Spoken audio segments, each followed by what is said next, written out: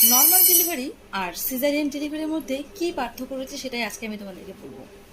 Caesarean ডেলিভারিতে তলপেট কেটে বাচ্চা বের করা হয়, আর নর্মাল ডেলিভারিতে ভাজাইনা কেটে বাচ্চা বের করা হয়। ভাজাইনা কেন কাটা হয়? কারণ আমাদের পেচ্ছাপের রাস্তা আর পায়খানার রাস্তা ফেটে যাতে এক হয়ে গিয়ে প্রবলেম সৃষ্টি না হয়, তাই জন্যই কিন্তু ভাজাইনার সাইডে কেটে বাচ্চা বের করা হয়। কারো 7টা সেলাই পড়ে, কারো 2টো সেলাই পড়ে, সেটা কিন্তু জায়গাটার উপর ডিপেন্ড করে, যে যেরকমভাবে পুশ করতে পারে বা শারীরিক কন্ডিশন যার যেরকম থাকে সেই হিসাবে কিন্তু কাটা হয়।